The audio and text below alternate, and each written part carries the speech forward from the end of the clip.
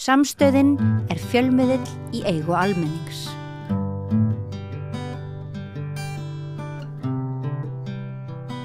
Komið sæl og hjertalega velkomin aftur að Rauðaborðinu. Ég heiti Marja Lilja og hjá mér eru tvær konur sem eru í forsvari fyrir fleiri konur. Þetta þær Halldóra Guðmunds og Kristín Pálsdóttir, forstöðu og forsvarskonur, Konukots og Rótarinnar. Verið velkomnar. Takk fyrir. Það kannski bara, svo við byrjum á byrjunni, það þetta mikla kvennaár og ég hafði nú svona svolítið samband við ykkur vegna þess að þið eruð svona í forsvari fyrir hóp kvenna sem hefur oft fengið svolítið að sitja á hakanum og hefur kannski ekki alveg sömu tækifæri og þær sem hafa sig kannski mest í frammi. Svo kannski, byrjum á þér Halldóra, hvað veldur og hvers vegna hefur okkur ekki tekist betur til með bara þennan utangarðs og vanda kvenna? Ég held að ástæðan hefur hingað til verið líka bara áhugaleysi sem að lagast núna og svo hefur þetta bara verið falinn hópur til að fólk vil kannski ekki vita á honum og við höfum ekki nægilega gögn til að sýna fram á þjónustuþarfir og fleira, þannig að það hefur bara verið í tómarúmi og það hefur bara verið lítill hópur sem hefur verið meðvitaður kannski raunverulega vandan, ekki bara það sem fólk sér út á götu, því að það ekki margir kannski kynna sér þetta að hafa eitthvað sérstakann áhuga. Nei, það eru kannski ekki margir sem að svona einhvern veginn rýna inn í veruleika þeirra sem að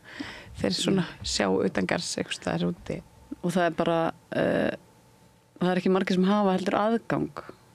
að þessum upplýsingum. Þetta alveg sér heimur sem algjörlega einangraður og þó svo að fólk, utanakomandi fólk gæti haft áhuga, þá eru upplýsingarnar ekki aðgengilegar og til að það eru rosalega fáir snertifletir sem eru utan kannski félagskerfisins, þar sem fólk getur aflað sér upplýsingar eða kynnst vandamálinu frekar. Já, en hversu margar konur eru þetta svona sem svona alla jafna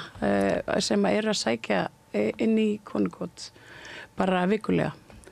Vikulega? Eða á hverju kvöldi? Já, það eru svona 100 kennitölur cirka sem koma ári og meðalnýtingin á nóttu núna fyrir 2024 9,3 konur á nóttu, var 11, eitthvað 2023. 10,5. Já, 10,5 2023. Þannig að já, það svona kannski meðalnýtingin, en við erum með 12 rúm og það sveiflast rosalega. Það komu 3 nætur daginn þar sem var 1 til 3 konur í húsi í röð. Við vissum ekki hver ástæðan fyrir því var og svo koma á sumrin kannski nætur þar sem eru 15 til 19 konur. En hvers vegna sveiflast þetta svona? Við veitum það ekki. Kenningin okkar að nýtingin eykst alltaf á sumrin sem hún gerir og við heldum að það sé út af því að það auðveldara að koma svo á milli. Þær þurfa náttúrulega frá útklukkan 10 á mótnana og það opnar ekki fyrir 5 og þegar það vont veður og kalt þá það að reyna að koma sér eitthvað starf inn, kannski ekki í öruggu húsnæði eða ekki með öruggu fólki og eru kannski að ílengjast þar lengur en það ætluðu sér út af því að það erfitt að komast á milli. En á sumrin þá meira að vera að flakka og þær koma og kannski fara aftur nóttina og það svona okkar kenning, við höfum aldrei fengið eitthvað staðfestingu á því og já, svo á jólunum dettur líka oft nýtingin svona á milli jól og nýjárs og þannig og það eins og mögulega eru þær þá kannski að fá inn hjá vinum og ættingum einu nótt eða svo eru þær að fá útlitað heimili og kannski missa það svona jafnóðum og það kemur rótering félagskerfi þá. Já, og þegar ein kona fer frá okkur og fær útlitað heimili þá stundum fylgjenni nokkrar fá að vera og kannski með marga gesti svona alltaf að byrja með á meðan það endist og þá droppar nýtingin hjá okkur en já, það alveg svona sérstök kvennasamstæða sem að ég búin að vera að pæla svolítið í kvennasamstæðinni svona síðustu vikur og þú segir að þegar einn fær félagslega íbúð þá fylginni svona nokkrar það er eitthvað svona alveg einstök kvennasamstæða myndi ég segja. Já, þetta náttúrulega líka þannig heimur að konur standa mjög höllum fæti og þær verða að standa saman þær gera það ekkert alltaf og ekki alla daga en svona heilt yfir út því að þetta eru með að við tölur þá eru 100 heimilislausa konur og 300 kallar. Nei, 200 kallar, það er, nei, 300 kallar. Nei, 200 er það ekki. Það er 1/3, jú. Já, það er 1/3 konur og þetta er þessar tölur þá sem að nýta neyðarskýlin. Og svo er náttúrulega, það sem við erum náttúrulega oft að tala það er þetta falda heimilisleysi. Það er þeir sem að nýta ekki skýlin eða þjónustuna en búa við óöruggar aðstæður. Eru þetta allt konur í neyslu? Nei, ekki allar, en stærsti hlutin í neyslu og svona mjög þungri, langri neyslu. Þær sem eru ekki í neyslu eru konur sem eru með mjög svona þungan geðrænan vanda og eru þar af leiðandi að falla svolítið á millikerfinu. Kannski ekki með gott samband við félagsráðgjafa, félagsþjónustu, treysta illa, erfitt að skrifa undir hluti og þannig og þær gleymast svolítið og eiga til að bara vera allt og lengi hjá okkur. En annars svona meiri hlutin í mjög þungri neyslu sem oft svona heimilisleysi oft afleiðing af því að það einhvern veginn erfitt að viðhalda þeim lífstíl og halda heimili. Þú hefur unnið mikið með svona áföll og svona áfallanálgun í meðferðarúrræðum og tala lengi fyrir svona breyttum áherslum. Hefur eitthvað breyst síðan að þið fóruð að staða í rótinni? Já, það hefur alveg margt breyst sem betur fer og þegar við fórum að staða þá var þetta bara það að tala sérstaklega konur og líka út frá þessari áfallanálgun það var alls ekki staðan árið 2013 þegar við stofnuðum rótina og við byrjuðum reyndar inn í SÁÁ það var svona byrjuðum þar fyrst konur úr þessu svo kallaða bata samfélagi að vinna þar en þar var ekki stemning fyrir okkar hugmyndum og bara einmitt ég man eftir einhverjum þætti þar sem að Þórarinn Tyrjónsson segir bara þetta hefur ekkert með áföll að gera. Þetta hefur breyst núna og 12 árum síðar að þá held ég allir viti það að það er náttúrulega að fíknivandi er oft flókin vandi sem að tengist félagslegum þáttum mjög sterkt og ég meina þetta er vitað. Þannig að en við náttúrulega þetta er náttúrulega hluta til þetta að við höfum verið með svona hér var náttúrulega bara ákveðið kerfi sem að var mjög einsleitt og bara ein hugmynd í gangi að fíkn væri sjúkdómur og með öllu því sem að tilheyrir því módeli, þessu svo kallaða 12 spora módeli í meðferð og að það er svona meiri móralsk nálgun á fíknivanda og ekki verið að horfa þó að þetta sé þó að það sé að einhverju leyti náttúrulega teknir inn í félagslegir þættir að þá er ekki mikil áhersla á það og þær förum bara að horfa á rannsóknir og sjáum bara hvar samhengi liggur og eins og Halldór kom inn og það var náttúrulega mjög margar konur með fíknivanda en við vitum líka að heimilisofbeldi stærsti þátturinn í því að konur verða heimilislausar. Það er leiðin inn í heimilisleysi fer í gegnum heimilisofbeldi og við vitum líka að það er náttúrulega samband á milli ofbeldis það að verða fyrir ofbeldi og nota vímuefni til að lifa af í þeim aðstæðum að það er náttúrulega mjög sterkt samhengi þar á milli og þetta er þetta samhengi er bara ótrúlega mikilvægt að horfa á það og þessa félagslega þætti. Fátækt er rosalega mikil áhrifaþáttur á heimilisleysa sjálfsögðu og líka vímuefnavanda þó að það sé vímuefnavandi í öllum stéttum, þú veist að þá það líka mjög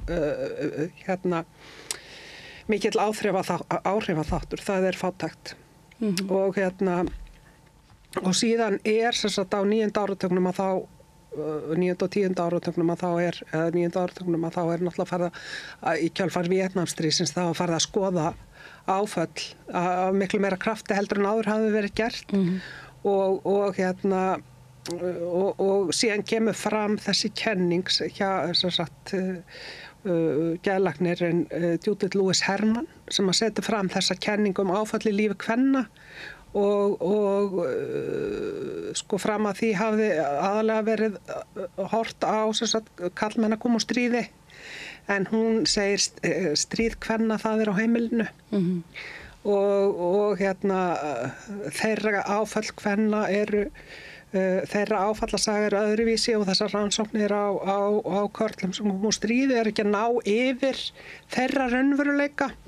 og síðan kemur líka þarna svokölluð AIDS-rannsókn eða rannsókn á áhrifum áfalla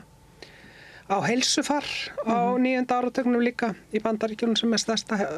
lýðheilsurannsókn sem hefur verið framkvæmd. Og þar kemur fram, sem sagt ég vita nú flestir í dag eitthvað þessa rannsókn, en þetta sem sagt rannsókn þar sem að fólk svaraði 10 spurningum áföll, ofbeldi á heimilinu, hvort það var einhver með geðsjúkdóm, einhver hafði farið í fangelsi og fleiri svona áföll af mannavöldum eins og maður talar að við erum að tala mikið það í þessum málaflokki að þetta fólk sem hefur orðið fyrir áföllum sem eru af mannavöldum. Það er mjög sterk fylgni við það. En AIDS-rannsóknin, sko, þar svarar fólk þessum 10 spurningum og síðan heilsufar skoðað og þá sést að það þetta rosalega sterka, þessi ofboðslega sterka fylgni á milli heilsufarsþáttan bara eins og krabbameins, hjartaáfalla og allt mögulegt eftir því sem að, sko, að þú ert með 4, að þú hakar við 4 áföll á þessum lista að þá sko 16% meiri líkur að þú við áfengisvanda stríða. Og síðan líka kynjafaktor í þessum að því að það eru miklu fleiri konur sem að eru með meir en 4 sem að haka við fleiri en 4 atriði á þessum lista og mér minnir sko að í upprunalegu rannsókninni þá þetta sem sagt 9% kalla og 15% kvenna sem að haka við fleira en 4 áföll og þarna alveg örugglega ofbeldi í lífi kvenna að hafa stór áhrif. Þannig að það eins og ég segi, þetta bara en við erum búin að vera dálítið lengi að taka þessu þekkingu inn í kerfin okkar. Og hluti af því náttúrulega bara eins og hefur verið gert í konungoti að taka refsihyggjuna út úr kerfinu og það svona það sem fylgir þessu móralska módeli. Það ákveðin refsihyggja að reyna að ná stjórn af fólki og svona reyna að breyta hegðun en ekki að horfa á hvaða öfl að verki og eins og hún Judith Lewis Herman sem að ég myndist á hana hún setur fram þetta módel sem sagt flókið tráma og sem sagt að það þessi langa áfallasaga þar sem að bætist áfall og ná áfall sem að svo mikið einkenni á til dæmis konum sem að eru heimilslausar og En nú myndi ykkur kannski segja nú verður allir fyrir einhvers konar áfall og ekki endur við öll heimilislaus. Geta þær ekki bara sjálfum sér kennt og þær fóru kannski bara ekki nú snemma frá út úr aðstæðum eða þær ættu bara hætt að drekka? Sko, jú, það náttúrulega, þetta hefur oft verið sagt, en þetta samræmist ekki því félagslega réttlæti sem að við viljum stuðla að allavega í okkar starfsemi og ekki heldur svona það sem, eins og ég segi, sko, þegar við horfum á bara erlendar rannsóknir á heimilisleysi, þegar við erum ekki með mikið rannsóknum á heimilisleysi hér, að þá þetta þú verður fyrir kannski ofbeldi sem barn og vanræksla, það er stór þáttur líka og síðan verður aftur fyrir ofbeldi sem unglingur og síðan ferðu inn í ofbeldissamband og það er þessi sko og síðan byrðum við fátækt sem er líka mjög mikið álag og það er þetta sem að veldur því að sko, og þú færð ekki stuðning frá þeim kerfum sem að eiga að vernda börn til dæmis og slíkt og þá og hefur litla bjargir og eins og ég segi það er náttúrulega við verðum öll fyrir áföllum en það er ekki allir sem verða fyrir áföllum af mannavöldum. Það er ekki allir sem verða fyrir áföllum vegna ofbeldis eins og reyndar stór hluti kvenna verður fyrir og kvenna af öllum stéttum verða fyrir ofbeldi en sko þegar bætist við þessi félagslegu þættir þá hefur bara miklu minni bjargir til að koma þér út úr aðstæðanum til að lifa sjálfstæðu lífi hugsa börnin þín þú veist að það er náttúrulega einn þáttur sem að er mjög traumatiserandi að missa börnin sín og já, en þetta er sem sagt, en þetta, svo hefur líka náttúrulega, kemur feðraveldið aðeins í sögu og það hefur verið mjög mikið tregða til að viðurkenna til dæmis þetta sem er kallað komplex PTSD, að það var ekkert viðurkennt til dæmis og hefur ekki ennþá verið viðurkennt í greiningastaðli amerísku geðlæknasamtakana DSM heitir þessi greiningarstaðall sem að segir til sko sem að hefur skilgreint geðrænan vanda niður í svona sjúkdómsgreiningakerfi að þetta hefur til dæmis ekki verið viðurkennt þar og svona struktúral tregða til að viðurkenna reynslu og raunveruleika kvenna að hann hefur náttúrulega líka áhrif á þjónustu og stefnumótun. Og þetta er sem sagt komplex PTSD, sem sagt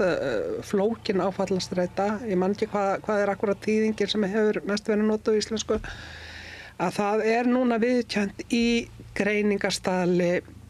alþjóðaheilbrigðisstofnunar ICD-11 en það er í fyrsta sinn og hún lýsir því Judith Lewis Herman í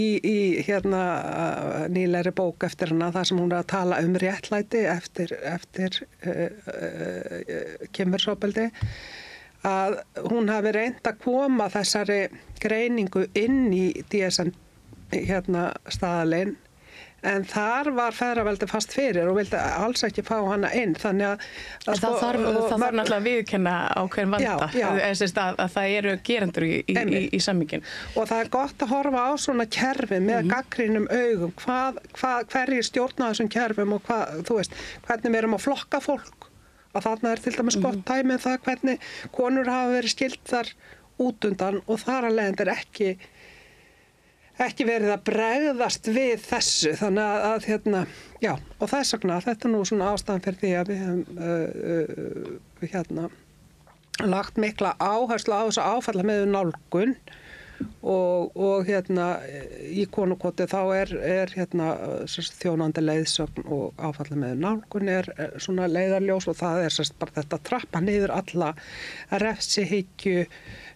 meira notendasamráð fækka öllum sko árekstrum sem að geta orðið eins og hægt bara taka út þetta eins sko öll svona vald yfir konunum eins og hægt Það þurfa að vera einhverja reglur í svona, það eru siðareglur í konungoti, en Halldóra þetta nú hennar daglega brauð, en þannig að sko það svona þetta og það það sem áfalla með að nálgunin náttúrulega snýst það bara að við horfum á sögu kvennanna sem sagt þú veist, af hverju er þessi kona að hafa sig svona? Jú, það af því að hún með flókna áfallastreitu og þetta krefst þess líka starfsfólki horfi á sig, af hverju er ég að bregðast svona við, hvernig get ég bregðast við öðruvísi. Það var nú bara mjög hollt að innlega þetta bara allstað alþingi til dæmis. Já, einmitt. En þetta náttúrulega allstað að verða að innlega þetta og þetta orðið svona bara best practice til dæmis í öllum leiðbeiningum hvernig á að reka svona kerfi og heilbrigðiskerfi og með sé að lögregluna þó að það sé að vissu leyti svona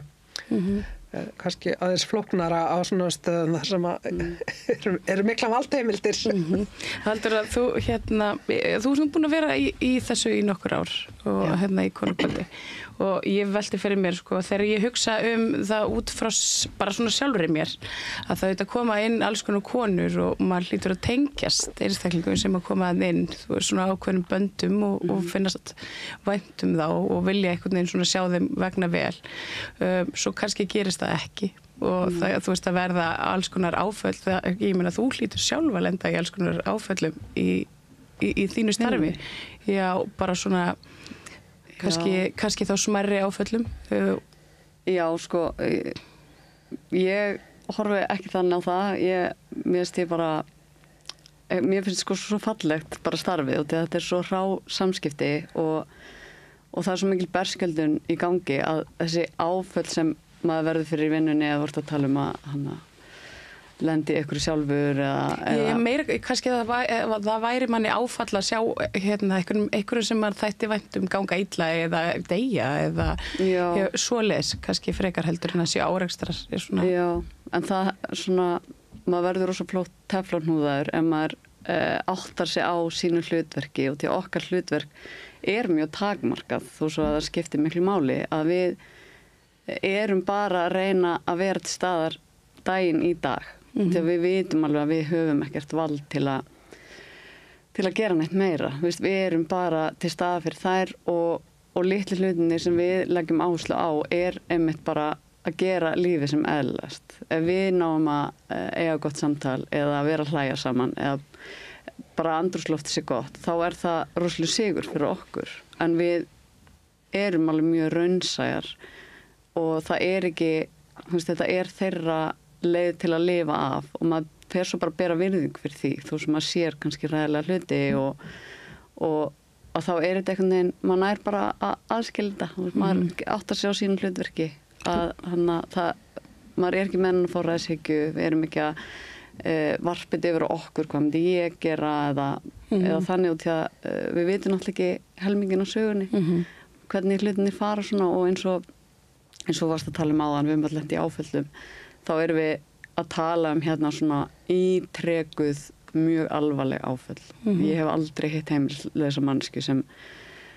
varð bara einu sinni fyrir einhver áfalli. Þetta alltaf bara ítrekað og maður heyrir þetta einmitt ofta. Ekki bara hægt að drekka, þetta bara val. Þetta einmitt skortur á vali þegar fólk komið á þennan stað. Og hverju ósköpunum myndi velja sér þetta. Þetta það má alveg debata það að þetta sé ein slæm ákvörðun, litlar ákvörðun hér og þar, þú kannski úlingur en þetta voru oft úlingar sem fengu engin verkfæri út í lífið. Það hefði enga fyrirmyndir hvernig maður ætti að hámarka sín lífsgæði og svo þegar fólk komið á þennan stað þá rosalega lítið valmöguleika og þá einhvern veginn heimilislausum með stanslaus refsað fyrir það að hafa ekki fengið þjónustu í tæka tíð. Fyrir það að hafa aldrei fengið verkfæri eða tækifæri eins og fólki sem segir þessa hluti hafa augljóslega fengið. Þannig það líka, áfalli ekki bara áfall og það einn komst í gegnum það verandi með sama bakgrunn og okkur annar er svona ofureinföldun. Það er alls konar svona dulinn kostnaður til dæmis í því að vera fátækur. Það er svona, það er eitt af þessu sem aldrei talað svona, þú hefur ekki eldhús til þess að útbúa mat. Nei. Þannig að þú þarft einhvern veginn að kaupa hann tilbúin sem þú veist, dýrara yfirleitt. Og þú getur ekki geymt í frystikistu. Bara svo ég hugsa sko máltíðir og þar fram eftir göttunum. Getið þið hafið einhvern veginn svona komið til móts við þetta? Þú veist ekki, ég meina geta konur geymt mat í frystikistu í konukjöti og... Nei, við sköffum bara mat. Við erum með heitan kvöldmat og svo bara brauð og allt sem hægt að gangi. Við erum líka með fatnað sem við getum látað þær hafa, en það er rosalega erfitt að halda í einhverja eigur því að það eru bara með einn lítinn svona öryggisskáp sem það geta læst. Þannig að ef það er alltaf safna sér eitthvað til að eiga eða eiga úrval fötum þá er það eitthvað sem þær þurfa að rogast með bara allan daginn. En ég myndi segja að sko faldi kostnaðurinn við heimilsleysi lendi alveg á kerfinu. Það er svo rosalega dýrt á þjónustanum hóp illa. Ef við tökum til dæmis bara heilbrigðisþjónustu eða löggæslu þá var 2023 hringt 190 sinnum á viðbragðsaðila í Konukoti sem eru sjúkraflutningamenn og lögregla. Og það er allt út af hlutum sem hefði ekkert endilega þurft. Það er bara verið að grípa allt og sent inn í hluti út af því að þær fengi ekki þá lágmarks þjónustu sem það þurfti til að byrja með. Bara eins og ef við tölum sýkingar eða þetta er alltaf komið svo ótrúlega langt að það verður svo rosalega mikil kostnaður út af þessu. Og svo bara svona vanhugsar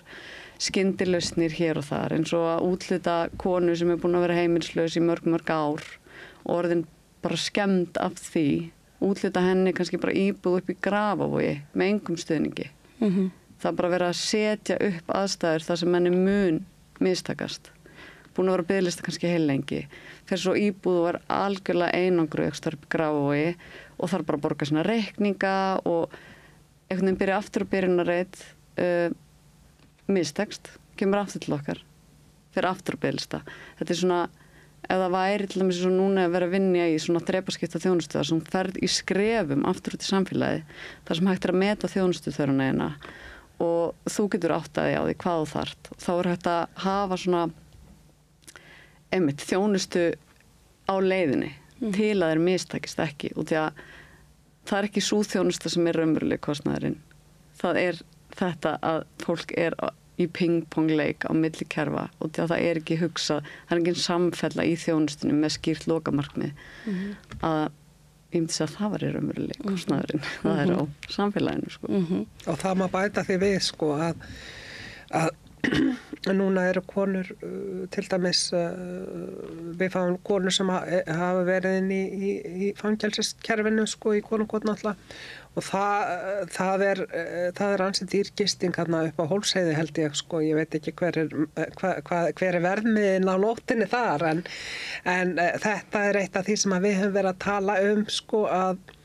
og það sem að sko vantar og við erum vonandi að fara að vinna í Evrópuverkefni náttúrulega sem við erum að hafa. Já, kannski segja okkur aðeins frá því. Ég skoðaði link svona, já, bara svona rendi yfir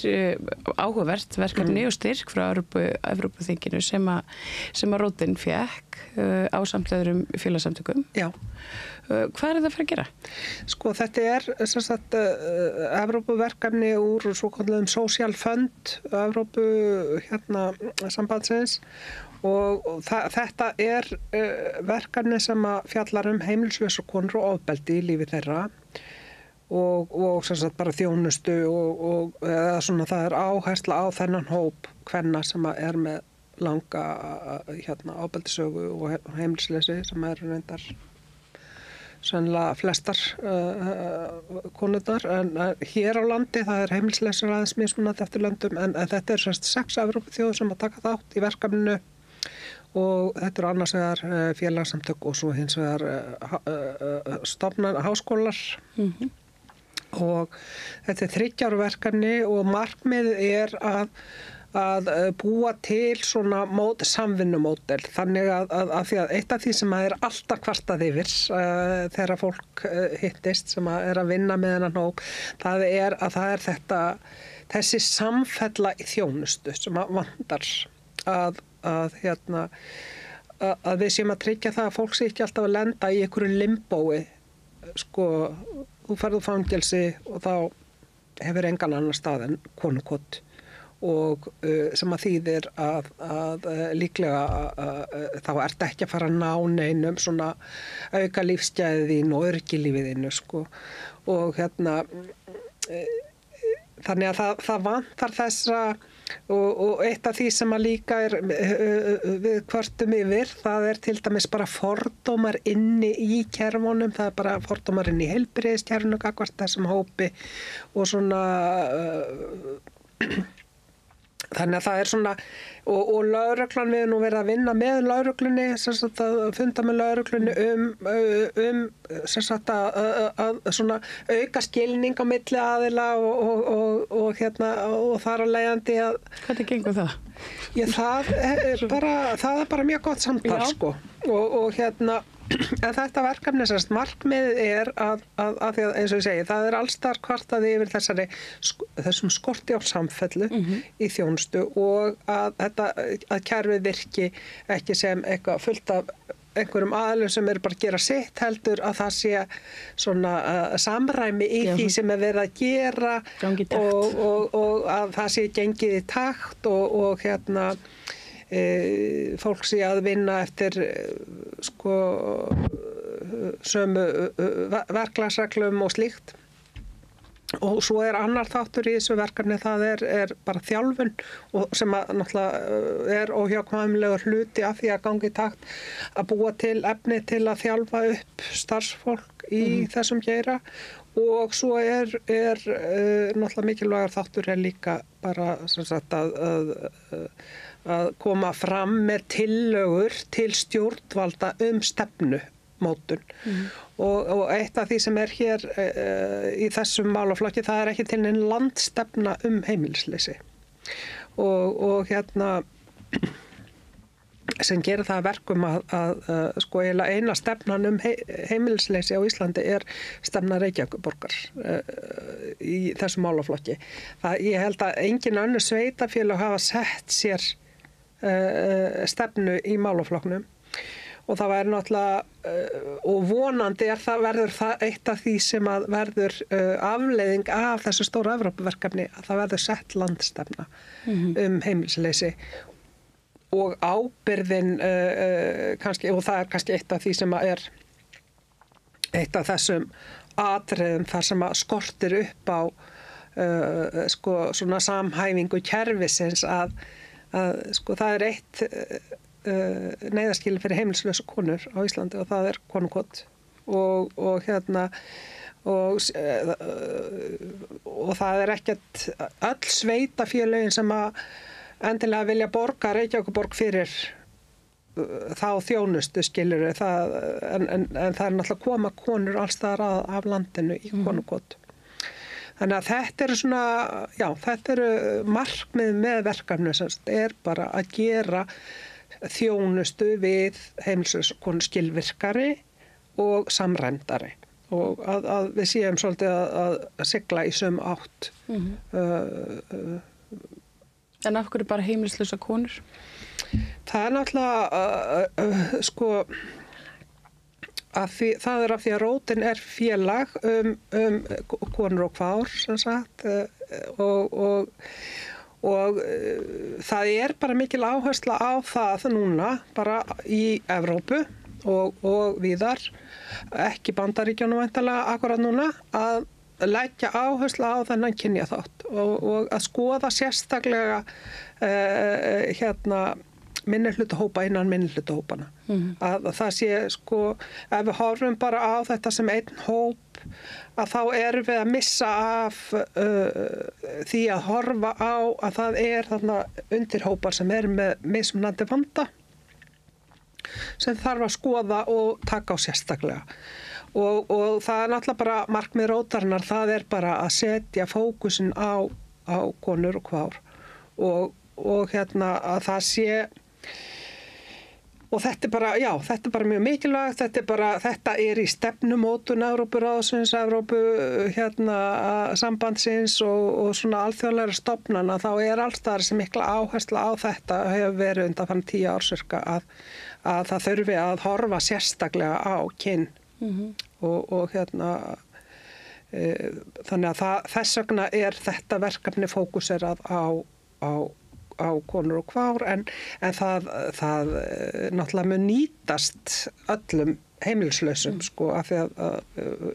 á endanum mun að gera það. Og það að vera heimilislaus kona er alls ekki það sama að vera heimilislaus karlmaður. Nei, ekki. Þetta er bara heimur sem er með engin lög sem án aðkomi yfirvalda allavega. Þannig að það er survival of the fittest og þær eru í svo rosalega viðkvæmri stöðu að fólk áttar sig kannski ekki alveg á því að þær þurfa alveg svona sérstakan vendarvang yfir sér og því að það bara líkamlegir yfirburðir trompa bara allt þarna. Þannig að það þarf að fókusa sérstaklega á það. Bara ef við tölum einmitt fjármögnun bara fyrir að vera til þá hafa þær rosalega fá bjargráð til að bara lifa af og til að þær geta ekki átt neitt, það er bara tekið og þær geta ekki gert neitt. Ef kemur karlmaður og ætlar að taka eitthvað af þér, þá bara gerir hann það. Og þetta er svona, þetta er bara hierarkía, þar sem þær eru bara neðst. Og þess vegna þarf að, og Reykjavíkurborg hefur verið að leggja áherslu þetta, það hafa,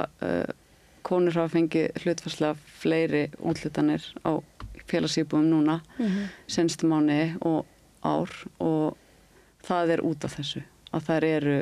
þær hafa ekki jöfn tækifæri, þær til dæmis trífast mjög illa í smáhúsum, það er ekki hægt að tryggja öryggi þeirra, þær eru kannski bara hústaka eða þær eru frelsissviptar marga daga og veit enginn að því og þær eru afskektar. Er þetta eitthvað sem gerist? Að konur það geta í smáhúsum hafa verið frelsissviptar? Já. Það er hræðilegt. Oft. Og enginn fylgist með því einmitt. Það er verið að vinna í því núna og það eru vettvangsráðgjafar en þetta er bara staðan. Þannig að núna er verið að endurskoða þetta. Er þetta eitthvað sem henta konum? En við náttúrulega lærum það ekki nema á reynslunni bara og það verðist ekki vera. Þær þurfa miklu meiri vernd og það hefur bara ekki verið passa nú vel upp á annan hóp út af því að einmitt það er okkur ekki heimilislausir kallar. Það er ekki verið að viðurkenna þeirra sérstöðu og þjónustuþörf út af líkamlegum veikleika gagnvart kallkyninu og þetta bara er sko. Já, þetta hljómar er mjög hræðilega. Ég var alveg svona kökk í hálsinn að hugsa til þess að konur skuli í alvörinni standa frammi fyrir þeim vanda að það sé í rauninni bjargráðin séu engin, það sé lítið eftirlit og þær þykki eitthvað skona þjónustu eitthvað reipi frá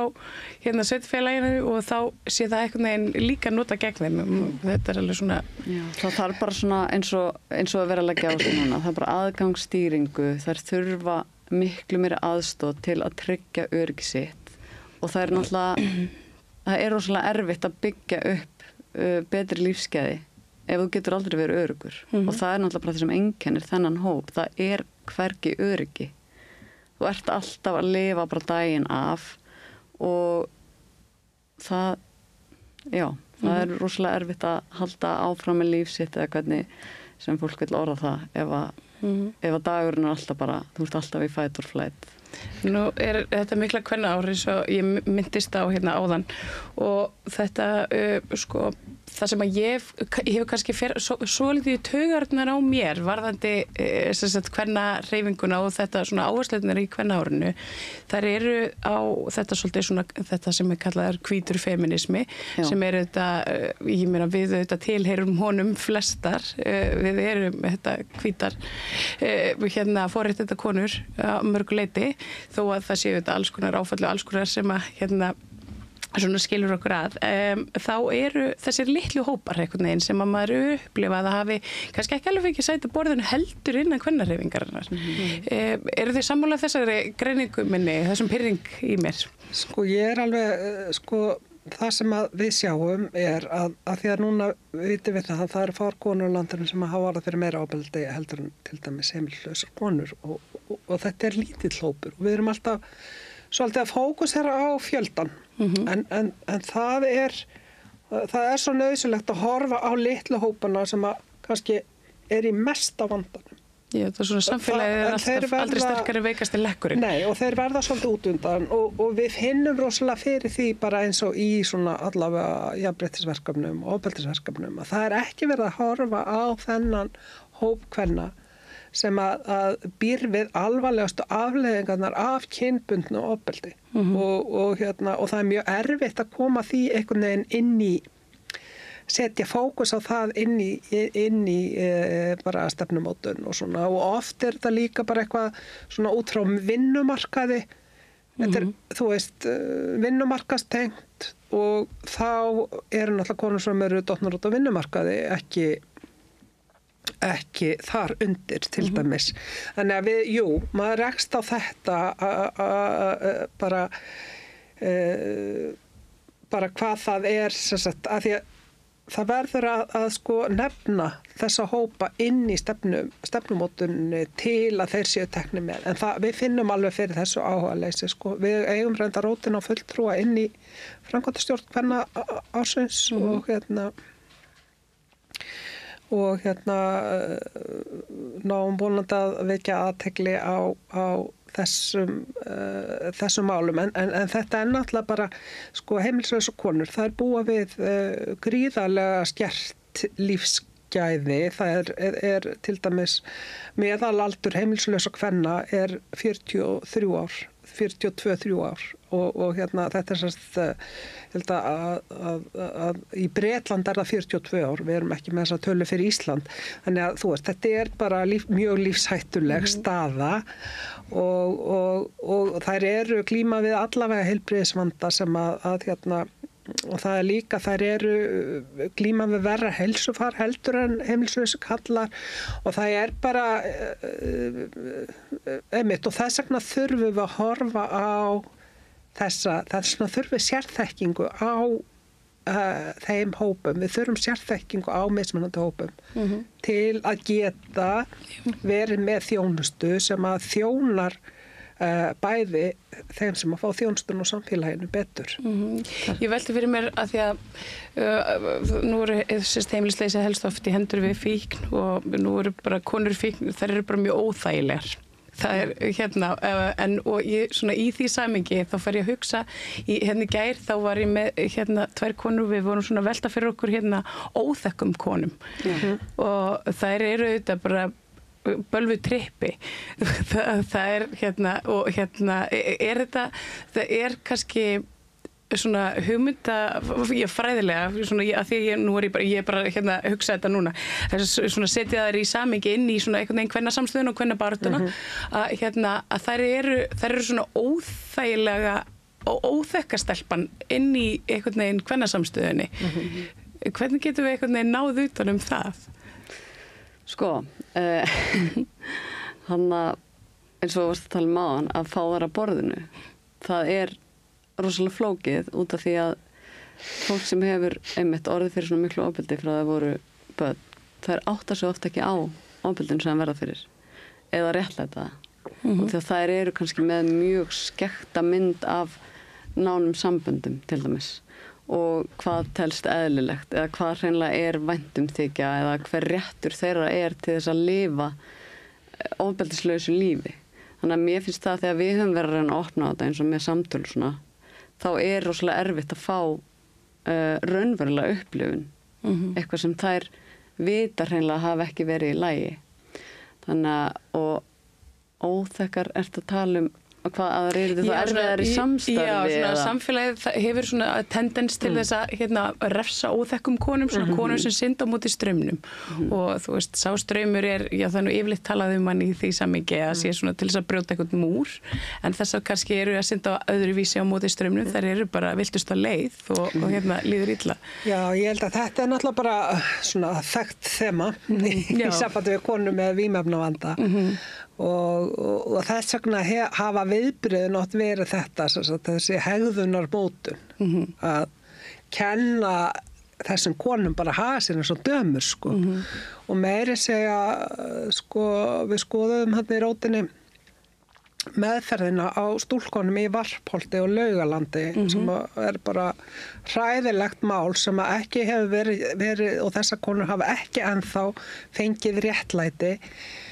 Og þar var einmitt sko, þegar maður fór að skoða aðferðirnar í meðferða þá þetta sko það sem að kalla á ensku compliance eða hlýðni sagt, að svona láta þær kenna þeim að hlýða sko. Og veist, þá ekki áherslan á þetta bara ok, hvað kom fyrir þig og hvaða bjargir hafður og hvernig sko getum við haldið áfram héðan heldur nú þarf þú bara að læra að haga þér vinna mín. Og sko það þetta sem við tölum líka sem sko refsihyggju inn í þessum svona patriarkal sko hugmyndakerfi sko að hérna fólk á að hérna svona falla í einhverjum mót og konur náttúrulega sérstaklega haga sér vel til að mega hárödd. Akkurat. En það náttúrulega og svo náttúrulega má segja það eru félagslega refsingar lengi vel að þá var sko nú Reykjavíkurborg tók upp skaðaminnkandi stefnu og Housing First stefnu árið 2019. Þannig að það núna sko, þetta náttúrulega bara svona innleiðingarskeið í gangi og ég man bara 2016 að þá vorum við að skoða sko þjónustuna fyrir enn hóp og þá voru alveg bara 30 rými fyrir konur og 90 fyrir kalla og skilur. Þá var bara miklu meiri áhersla á kalla af því að það var ekki þessi þekking og áhugi á sérstökum þörfum kvennar og Reykjavíkurborg bara tók þessari gagnrýni frá rótinni meðal annars og tók þetta málefni að skoða konur sérstaklega og þau hafa verið að gera það og hérna og eins og Halldór var að segja sko núna komin ný aðgerðaráætlun inn í málaflokkin sem var bara samþykkt núna í janúar og þar ennþá sérstök áhersla á konur og úrræði fyrir þær. Þannig að það bara mjög ánægilegt að það sé í gangi. En hérna... En það líka einmitt með þetta að vera trippi og allt það. Við erum til dæmis ekkert mjög uppteknar hliðinni í konukoti og þetta hefur verið svo mikið vandamál í að nálgast konundar sem þurfa þjónustu að það allir þessi þröskuldar. Þú þarft að gera þetta að vera svona, þú mátt ekki haga þér svona og með því að innleiða áfalla með nálgunum þjónustu leiðsögn þá lögðum við bara áherslu á að reyna að skilja af hverju hefur þessa þörf til að haga þér svona. Og leið og ferð að reyna að nálgast manneskuna og komast að því, ekki bara reyna að útrýma hegðuninni með einhverjum refsingum, að þá verður bara allt miklu auðveldara og eðlilega eru þar ekki kannski samstarfsfúsar eða færar að eiga sæti við borðir hreinlega og því að þetta bara viðmótið sem hann fá alltaf, þú ert óalandi, þú ert óferjandi. Þú þarf að vera bara vörnin og veggurinn verður stærri og trippið meira. Og fyrst þarf að fara eftir öllum þessum reglum og oft þetta konur sem eru í konukoti út því að það gekk kannski ekkert sérstaklega vel að fara eftir reglum. Þannig að þetta sem ég var að tala áðan, að þetta verður svona snjóbolta áhrif af refsingum, þar sem þeir eru alltaf refsað fyrir að hafa verið refsað. Og þetta bara svona það engin svo lítið leið að fá að leiður út úr þessu og já, þannig að Já, líka þetta, þú veist, eins og bara hefur lengi verið, sko, þú færð ekki húsnæði fyrir þú búin að vera edrú í hálft ár og núna til dæmis bara vitum alveg að það ekkert sko svona frákværsmeðferð gerir rosalega lítið fyrir þennan hóp þú veist, það bara það þarf langtíma úrræði og að meta hvað stuðning þær þurfa og vilja en þetta ég held að þetta sé bara ennþá í gangi eitthvað sko, þú færð ekki neitt nema þú sérst edrú, búin að vera edrú í hálft ár og þarf það að vera edrú í konukoti átt að fara að gera það þegar eina fjölskyldaðinn og viniðinir fólki sem í konukoti og þú ert heimilslaus og þú ert að finna þér eitthvað að gera áttu bara kött á eina fólki í þínu lífi til að vera edrú einhverstaðar í horni í kringlunni til að fá úr húsnæði þetta er svo þetta ekki tengt raunveruleikunum, þessar kröfur alltaf á Við gerum auðvitað ekki þessar kröfur á annan almenning að þau þurfa að vera að haga sér eitthvað ákveðin hátt heima á sér. Það eru svona ákveðnar húsreglur kannski en hérna. Og þetta það sé ekki lifandi fyrir heimilislausum konum eins og þetta trippi, það get ekki tekið þátt í þessu, eitthvað sem hefur kannski ekki einu sinni verið reynd. Þetta bara ekki staðan. Flesti sem ég þekki og sérstaklega fólk sem með einmitt svona hávara skoðanir hafa bara aldrei séð heimilislausum bara, og það alveg ástæða fyrir því. Heimilislausa konur til dæmis vilja ekki vera sýnilegar. Þeim finnst það óþægilegt. Þær finna alveg viðmáti, þær finna þessa hræðslu og allt og vilja bara halda sig fyrir utan. Og til að setja þetta í smá samhengi sem mjög áhugavert að þegar COVID kom til landsins þá liði næstu 2 ár þá til fyrsta heimilislausa manneskjan smitaðist, sem mjög lýsandi fyrir hversu snertifletirnir eru fáir. Og það að fólki finnist tilvera þeirra eitthvað óþægilega, að það sé eitthvað truflað í daglegu lífi á kannski ekki alveg rétt á sér sko. Akkurat. Skulum láta enda á þessum nótum. Má ég bara nefna eitt viðbót og það bara í samband við þessar svona félagslegu refsingar. Það ekki neitt kvennaathvarf fyrir konur með vímuefnavanda sem sagt 24 stunda á sólarhring. Og þetta bara, við höfum fengið athugasemdir frá Grefíu-nefndinni sem sem sagt, fylgist með framkvæmd Istanbúl-sáttmálan sem afnám ofbeldis gagnvart konum, að þetta eitt af því sem vantar hérna inn í þjónustumódel og þarna verið að refsa konum sem eru með vímuefnavanda, sem verða fyrir mikla ofbeldi. Það fá ekki þessa þjónustu sem að hina konuna sem að hérna eru hérna ekki með flókin vímuefnavanda skulum segja það ekki, sveitafélagið hjálpar þeim lítið Já, það bara vantar, það bara konukot Já. Og það ekki 24 stunda Þetta hendar kannski ekki konum Já, og bara ekki þú ert ekki örugg að þú ert ekki með 24 stunda vernd þú veist, þú þarft að fara alltaf út klukkan 10 á morgnana og koma aftur klukkan 5 að þá eru þarna 7 klukkustímar þar sem að þú ert ekki vernduð fyrir ofbeldinu sem þú ert að verða fyrir Já, þetta hljómar eins og eitthvað sem hægt að leysa mjög öll það bara, ef viljinn fyrir hendi þar að segja og ég vona bara eitthvað gangi vel með þetta verkefni að svona innleiða þekkingu og samhæfa svona viðbröð og viðbröðsaðila og kerfið allt utan þessar konur Halldóra og Kristín þakka ykkur kærlega fyrir að sitja þetta með mér og spjalla þennan magnað og merkilega hóp og ég bara gangi ykkur vel Takk kærlega fyrir. Og ég dokiði við því að það meira hér handan vilji. Þarstan að tala borgarfulltrúa. Borgarfulltrúar Sósíalistaflokksins með viðtalstíma alla mánudaga klukkan 13:30 til 14:30. Það þarf ekkert að bóka tíma, endilega kíkja við í Bólholt 6, 105 Reykjavík.